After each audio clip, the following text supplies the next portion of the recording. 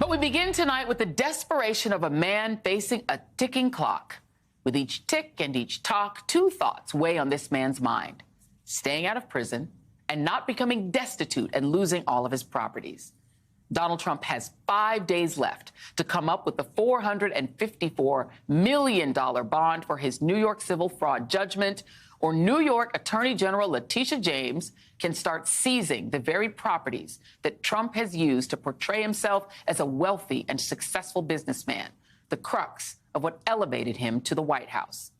A.G. James wrote in a filing today that an appellate court should disregard Trump's claims that posting the full bond is a practical impossibility and hitting Trump where it hurts, continuing that if Trump has been unable to get a company to accept his properties as collateral for a bond, it may be because using Trump's real estate will generally need a property appraisal, and his holdings are not nearly as valuable as defendants claim.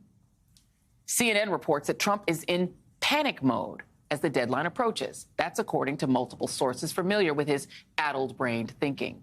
Quote, Trump's team has sought out wealthy supporters and weighed what assets could be sold, and fast. The presumptive Republican presidential nominee himself has become increasingly concerned about the optics the March 25th deadline could present, especially the prospect that someone whose identity has long been tied to his wealth would confront financial crisis. Perhaps included in that Trump team are some right-wing talk radio and Fox cable hosts, because there was Mark Levin tweeting out an SOS calling it an outrage that no Republican multi-billionaires are offering to lend Trump $500 million. And then there was Trump's former White House chief economic advisor, Larry Kudlow, begging Shark Tank's Kevin O'Leary on live television to pony up the money. I was wondering, if he can't get to the Supreme Court, will you loan him the $460 million? You know, just to help, in order to protect America's name. Think of it that way. To get the bond, he was able to get the $90+ million from Chubb. Yeah. I don't know of a bond more than $90 million. I don't recall one. Yeah. And so you need cash to back up the bond insurance. Sorry, Donald. Looks like no deal there. Even Elon Musk, one of the world's richest people who doesn't seem to be too concerned with throwing his money away, has said he would not be willing to add any amount to the cause. Are you going to loan him money to help pay his bills? No. Not at all. Pay his legal bills? I'm not paying his legal bills in any way, shape, or form. Yeah, you'd think that maybe Trump's son-in-law, Jared, who obtained a $2 billion investment from Saudi Arabia, might be willing to help out his dear old father-in-law. But he seems preoccupied by buying real estate all over Eastern Europe and musing about the valuable waterfront property in decimated Gaza. Stay classy, Jared. But the reality is that whoever ultimately steps up and gives Trump the money effectively owns him.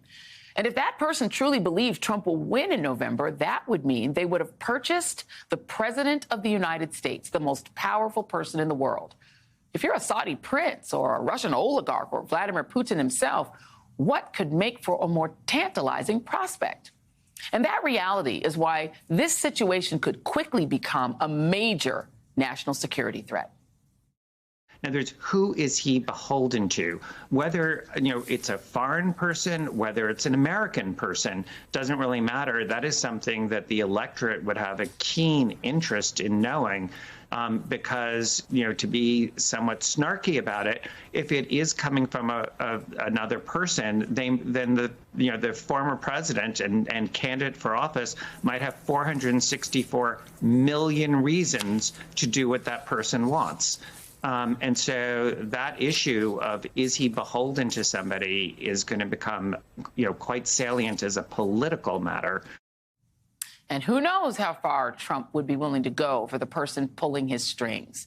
If Putin were to front the money and Trump were to win the presidency, what happens if Putin tells Trump to, say, pull the U.S. out of NATO? Of course, the investment to pay off, Trump has to actually win in November. And the problem is that things don't seem to be going too well on that front right now. As the presumptive Republican presidential nominee, there have still been a significant number of Republican voters in state primaries who are not willing to support Donald Trump. His fundraising hauls are getting smaller from big and small donors alike, while his campaign's fundraising texts are becoming more frequent and more desperate.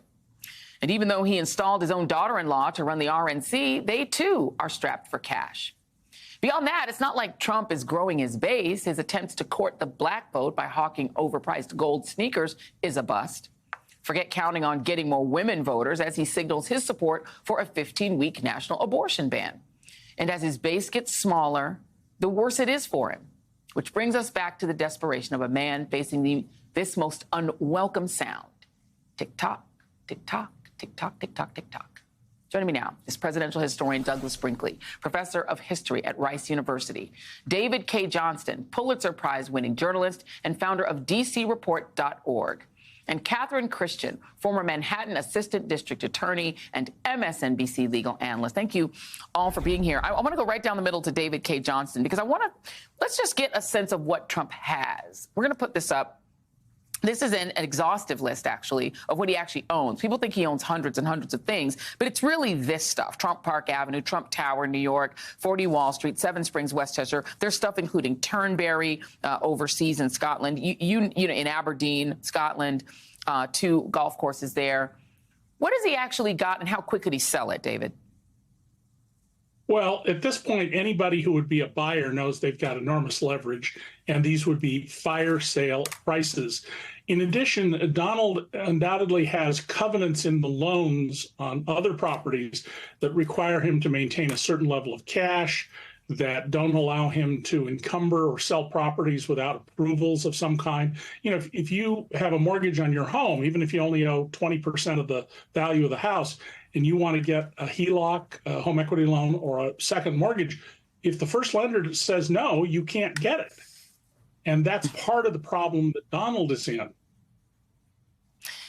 And the other problem, of course, Douglas Brinkley here at the table, is that whoever buys it, you know, as I said, if they give him the money or they loan it to him, let me let you listen to Alina Habba. This is one of his lawyers. And she has asked, this is one of his attorneys, if Donald Trump is trying to take money from a foreign country to try to pay this bill. Here she is.